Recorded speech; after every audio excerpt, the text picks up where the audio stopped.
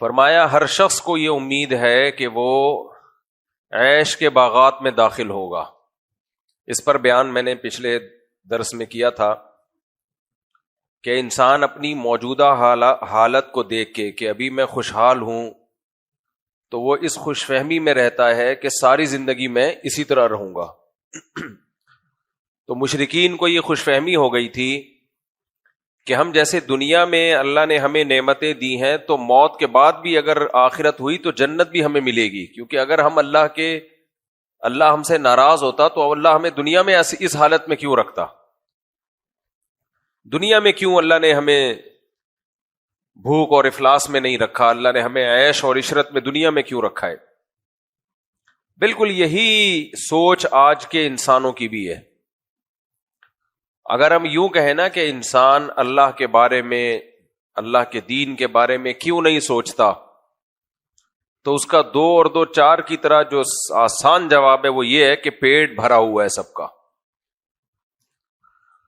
اور جو مشرکین مکہ کی سوچ تھی کہ اگر خدا ہم سے ناراض ہے، ہم برے ہیں، تو ہم خوشحال کیوں ہیں، وہی آج کے ہمارے نام نہاد لبرلز اور جو مذہب مخالف لوگ ہیں ان کی سوچ ہے کہ اگر اسلام برحق ہے، محمد صلی اللہ علیہ وسلم سچے نبی ہیں، یہ مولانا لوگ جو باتیں کرتے ہیں وہ ٹھیک ہیں، تو انگریز ترقی میں کیوں ہیں، چائنا والے ترقی میں کیوں ہیں، جاپان والے ترقی میں کیوں ہیں، یہ لوگ اتنے مزے میں کیوں ہیں؟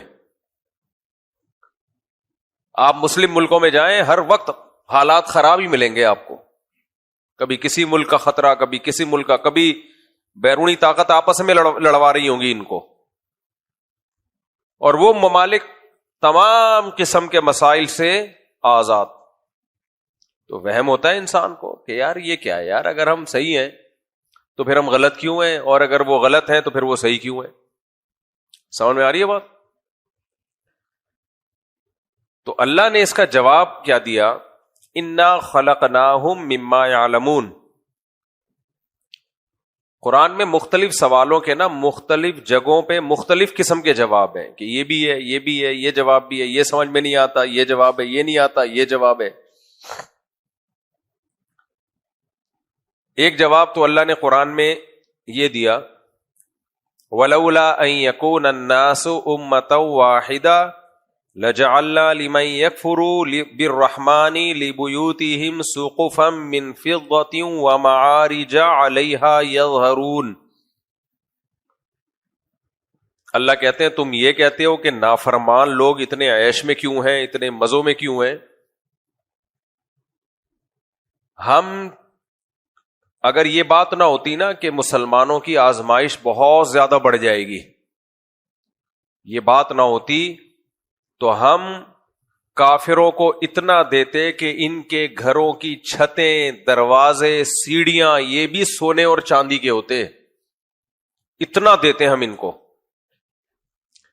کیوں دیتے اتنا؟ اس لیے کہ ان کے لیے آخرت میں کچھ بھی نہیں ہے، کچھ بھی نہیں ہے. جو خدا کو مانتے نہیں وہ آخرت میں کیا امید لگا، وہ آخرت کو نہیں مانتے. ان سے جب کہا جائے کہ اللہ نے انسان کو پیدا کیا، وہ کہتے ہیں انسان اتفاق سے پیدا ہوا ہے، اتفاق سے پیدا ہوا ہے. ابھی ایک نئی انٹی آئی ہیں مارکیٹ میں، وہ بھی دیسی انٹی ہیں، دیسی لبرل ہوتے ہیں نا، دیسی لبرل. تو قیصر راجہ صاحب کو اللہ جزائے خیر دے، وہ ان دیسی لبرلز کی طبیعت سے حساب کتاب کرتے رہتے ہیں.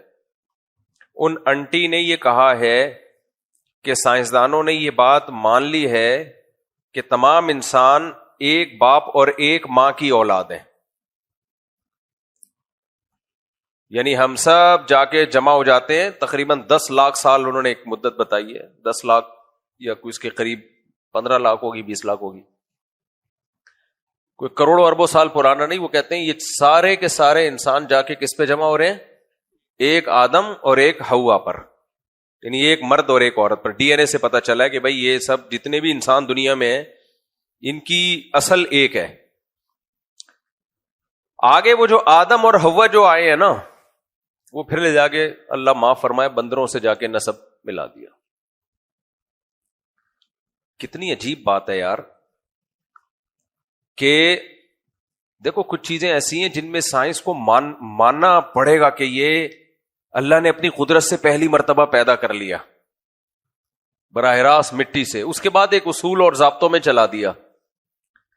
لیکن صرف خدا کے انکار کے لیے نا اتنا جھوٹ بولتے ہیں، اتنا جھوٹ بولتے ہیں، خود لطیفے گھڑتے ہیں بیٹھ کے. آپ نے سنا ہوگا نا کہ ایک جھوٹ کو چھپانے کے لیے کتنے جھوٹ بولنے پڑتے ہیں؟ 100. ایک سچ جو ہے نا، سچ کڑوا ہوتا ہے، لیکن آپ اس پہ قائم رہیں، فتح اسی کی ہو جاتی ہے. جو سچی بات ہوتی ہے نا، وہ ایسی بات ہوتی ہے کہ وقتی طور پہ تو اس میں نقصان ہوتا ہے، جیسے آج کل ہمیں دیکھو کیسے لوگ لتاڑ رہے ہیں، لیکن سچ اسٹیبل ہوتا ہے، مضبوط بنیادوں پہ کھڑا ہوتا ہے. تو اب جب سچ اسٹیبل ہوتا ہے، صحیح ہوتا ہے، تو وہ دائیں بائیں نہیں ہوتا، وہ اسی پہ ٹکا ہوا ہوتا ہے. تو بالآخر ایک وقت کے بعد جا کے دنیا اس کو مان لیتی ہے. لیکن اگر آپ جھوٹ بولنا شروع کر دو تو آپ کو جھوٹ کبھی بھی اسٹیبل نہیں ہوتا. جھوٹ 10 لوگ جھوٹ بولیں گے، وہ ایک بات پہ متفق نہیں ہوں گے. 10 لوگ جب مل کے جھوٹ بولیں گے نا، تو تبھی عدالت میں جو گواہوں کے بیان ہے نا وہ دیکھے جاتے ہیں کہ یہ سب ایک ہی بات کی گواہی دے رہے ہیں، ایک بات پہ جمع ہے، یا ایک کہہ رہا ہے غفار نے چوری کی ہے، دوسرا کہہ رہا ہے ستار نے چوری کی ہے، تیسرا کہہ رہا ہے جمشید نے چوری کی ہے، ایک کہہ رہا ہے 1 لاکھ روپے چوری ہوئے، دوسرا کہہ رہا ہے 10 لاکھ روپے چوری ہوئے، تیسرا کہہ رہا ہے گولڈ چوری ہوا ہے، روپے چوری نہیں ہوئے، چوتھا کہہ رہا ہے پیر کے دن چوری ہوئی، چھٹا کہہ رہا ہے منگل کے دن چوری ہوئی، ساتواں کہہ رہا ہے کہ چوری تو ہوئی ہے لیکن جنوری میں ہوئی ہے، دوسرا کہہ رہا ہے 2024 میں تھا، وہ کہہ رہا ہے نہیں 2026 میں. تو یہ کیا ہے؟ یہ جھوٹ ہوتا ہے. یہ کبھی بھی اپنے پاؤں پہ کھڑا ہے. اس میں جذباتیت ہوگی، تقریریں ہوں گی، جوش ہوگا، رونا دھونا ہوگا، ہاں وہ گلے پھاڑنا ہوگا. سچ کیا ہوتا ہے؟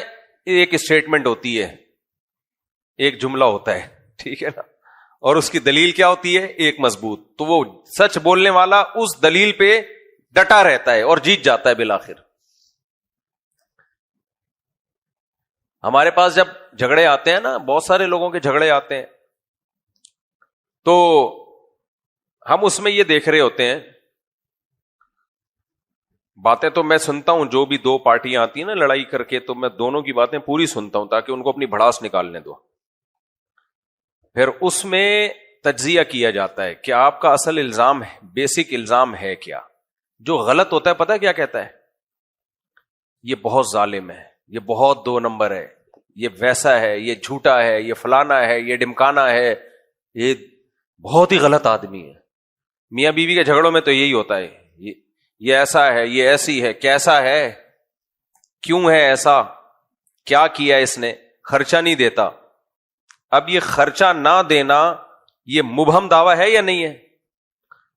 بھائی اس کی تفصیل بتاؤ، کس چیز کا خرچہ نہیں دیتا؟ بعض جھگڑے آتے ہیں نا، اس میں یہ خرچہ نہیں دیتا، تو پتہ چلا کہ موبائل کا خرچہ نہیں دیتا. یہ پراٹھے بھی لاتا ہے، انڈے بھی لاتا ہے، دہی بھی لاتا ہے، دودھ بھی لاتا ہے، گیس بجلی کا بل بھی دیتا ہے، موبائل کا بیلنس نہیں ڈالتا. ایک تو میں بہت سناتا ہوں نا واقعہ، ایک خاتون نے مجھے کہا کہ میرا میاں وہ خود بڑا موبائل رکھا ہوا ہے، مجھے چھوٹا والا موبائل لے کے دیا ہوا ہے. تو میں نے کہا یار موبائل دے دیا چلو یہ بھی بڑی بات ہے، اب بڑا موبائل چھوٹا موبائل یہ کیا ہے، کوئی جھگڑا تھوڑی ہے. اس طرح مرد بھی عورت پہ اولٹ پٹانگ قسم کے الزام لگا رہا ہوتا ہے. بھائی کوئی اسپیسیفک بات بتاؤ، کیا مسئلہ ہے تمہاری، کن جائز چیزوں ہیں جن میں اطاعت نہیں کرتی، بس یہ ایسی ہے یہ ویسی ہے. تو یاد رکھو کبھی بھی یہ ان چیزوں سے متاثر نہیں ہونا چاہیے. تو سچ کی بات کیا ہوتی ہے؟ سچ میں ایک اسٹیٹمنٹ ہوتا ہے اور وہ بات ہوتی ہے، سچا آدمی اسی پہ ہمیشہ قائم رہتا ہے.